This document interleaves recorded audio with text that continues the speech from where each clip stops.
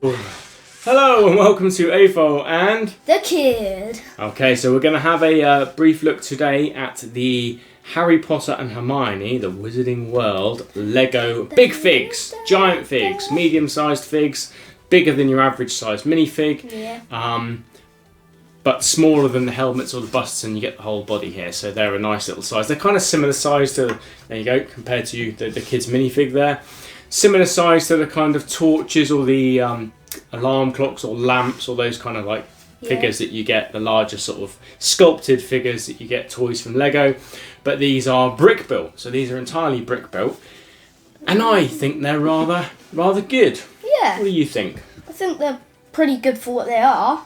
So, you know, they are a little and they've bit... included these Lego hand bits. Yeah, so they look like big versions of minifigs, which is what you want them to be. So they look brick built, which is also what you want them to be. And I think there's a very nice ratio of a few studs showing here and there to show that it's Lego, whereas the majority of it is smoothed off or tiled off, so that it does look like a minifig. 'Cause obviously minifigs don't have studs apart from on the head. No.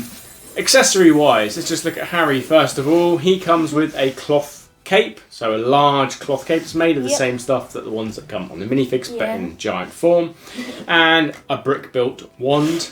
In terms of posability, there is enough friction in the joints for you to move them around and give them a bit of a pose. So the arms, for example, can go up and down. They sort of spring back, but then they will hold their position.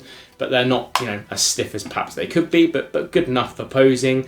You just have to lift them up a bit higher than you want. You can twist the hands. You can put other things in there, I suppose, because there are some studs in here. But, you know, obviously they come with a wand.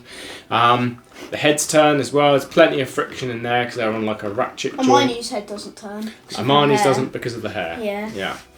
And the legs, they move just like a minifigure's legs, and there's a reasonable amount of friction in those as well. Although obviously the weight of the figure is going to dictate what you can pose. You know, the angle that you can pose it at. Yeah. So really, they need to be stood straight up. Can you get it in a slight walking pose? I just did one. You can. Like this. Yeah. Obviously, it's going to be a little bit more unstable that way than if you have them flat on their feet, but it's stable enough. Splits.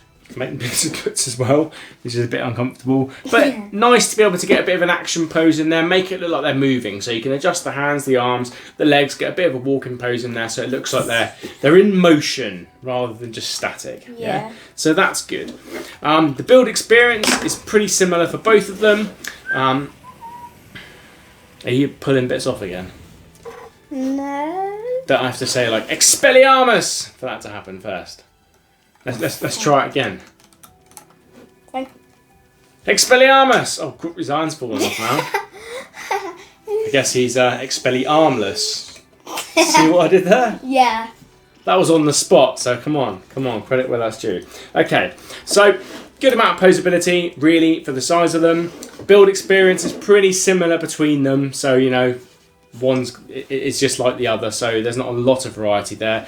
Obviously some colour variation because Harry's got the cloak and the black sleeves, as Hermione's just got the jumper. There's no stickers in this set, so anything you see is either like it is here, which is brick colours, so they've used the detail just of the colours of the bricks. This bit here, which is one big piece, is a print. Is a print, and the face is a print as well on both of them. And the scar's a print. And the scar, everything is a print. There are no stickers. Cool.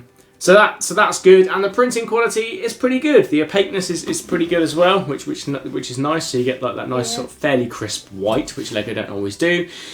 Hermione's hair was quite tedious to put together. I do have to say that. Hair is, you know, it's quite fiddly, quite a lot of pieces. Big Lego hair is just like crazy. Even the brickhead ones, like.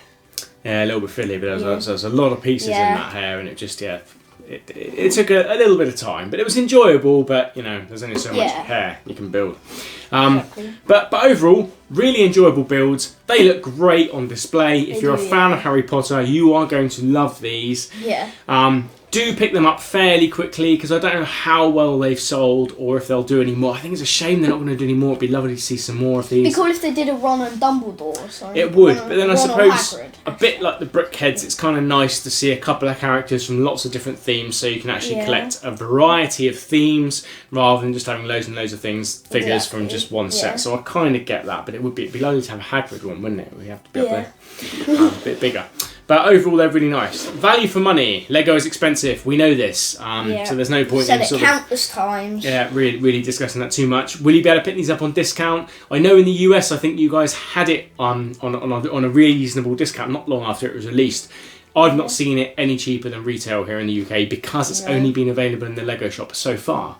Quite often there'll be Lego shop exclusives for a while, and then another retailer will pick up them and you might see them cheaper later on. So I suspect that we may see that happen, but the fact that they've been out for a while now and I've not seen them in any other retailer suggests that we might not, and it's not worth the risk. So if you like them, you're better off buying them and just, kind of sucking it up and paying the retail for them. I think they should be cheaper. I think they are a little bit overpriced for what they are. But then, as we said, Lego is expensive now. So if you like these, don't let that put you off. Buy them quickly, else you might regret it and miss out, because I don't know if they'll do many more of these again, if at all. Hopefully they do. Anyway, we'll give you a little zoom in of these in a moment. Here we are zoomed in just so you can get a little closer look at those prints and the quality of the figures themselves. Nice looking figures for their size. That's Harry and Hermione. Yeah, what more can we say? Nice Lego kits, yeah? You like them too? Exactly. Quite good play value. You should talk about play value. And in play value, they are quite fun to play with. I guess so, because like... I mean, you just like pulling bits off Lego, so any Lego is fun for you. Of course I do like pulling bits off Lego. Anyway, if you found value in our reviews or in what we've discussed here today with this video, then please hit the subscribe button, give us a thumbs up, hit the bell button for notifications. We'll be back soon for more reviews and more news from Lego. Yeah. Yeah. Bye. Bye.